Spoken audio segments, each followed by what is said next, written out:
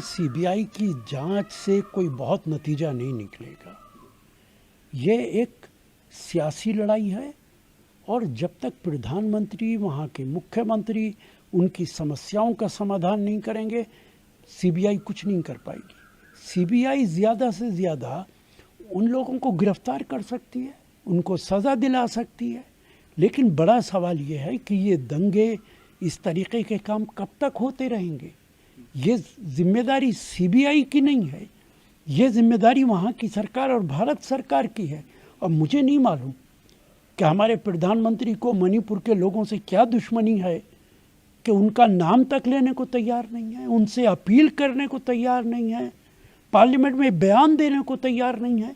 ऐसा प्रधानमंत्री देश के अंदर कभी नहीं हुआ कि अपनी ही जनता की समस्याओं की तरफ आंखें बंद कर ले। पूरा डेलीगेशन गया हुआ है, पीड़ितों से वहाँ पर मिले हैं।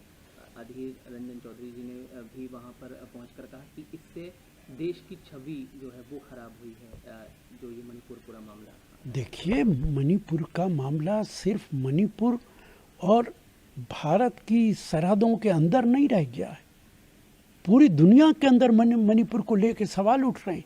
यूनाइटेड नेशंस उठा रहा है, अमेरिका उठा रहा है, दुनिया के अखबारात मणिपुर के मामलात को लिख रहे हैं और हमारा प्रधानमंत्री खामोश। हमारा प्रधानमंत्री न जाने का नाम ले रहे हैं, न बयान दे रहे हैं। दोनों सरकारें, प्रांतीय सरकार और भारत सरकार ने मणिपुर में जो कुछ हुआ है उस पे सही कदम न उठा के भारत की छवि दुनिया के अंदर खराब की है।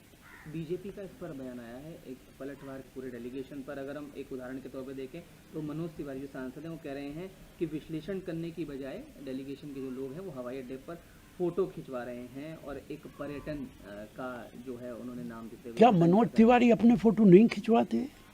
क्या प्रधानमंत्री कहीं जाते हैं तो फोटो नहीं खिंचवाते? या वो भी सिर्फ टूरिज्म के बहाने जाते हैं? क्या वो खुद गए मणिपुर, जाके देख के आए?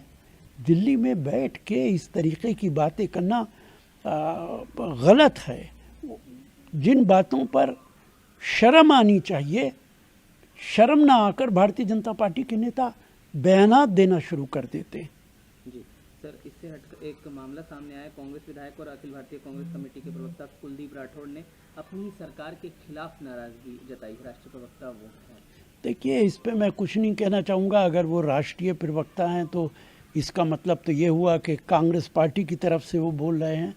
मुझे नहीं मालूम कि वो अपनी ही सरकार के ख़िलाफ़, अभी राजस्थान का मामला दबा नहीं था, अब ये मामला वहाँ का खड़ा हो गया है। कांग्रेस पार्टी की हाईकमांड की जिम्मेदारी है कि ऐसे लोगों के ख़िलाफ़ कार्रवाई करनी चाहिए। सर, एक तमिलनाडु का बीजेपी के वहाँ प्रेसिडेंट हैं, उनका कहना है कि उन्होंने डीएम के फाइल्स जो है पार्ट उसका अब लागू कर दिया है।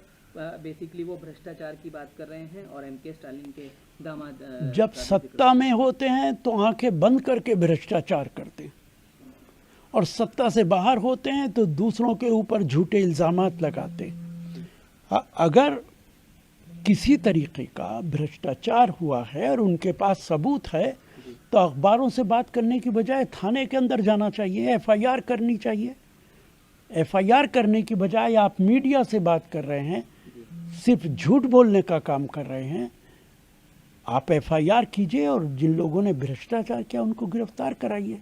लेकिन अगर ऐसा नहीं है तो फिर तमिलनाडु के लोगों से माफ़ी मांगिए। सर, एमपी में नाबालिग के साथ रेप का मामला सामने आया है। केरल में 5 साल की बच्ची के साथ घटना हुई है इसी तरह की, और दिल्ली का मामला आप जानते हैं। देखिए, जहाँ पे भारतीय जनता पार्टी की सरकार है वहाँ पे क्राइम बढ़ता है और उसकी बड़ी वजह है कि गुजरात के अंदर जिन लोगों को अदालत ने सज़ा दी थी रेप के मामले में, कत्ल के मामले में, भारतीय जनता पार्टी की सरकार ने उन्हें जेलों से निकाल के उनको मालाएं पहनाई हैं।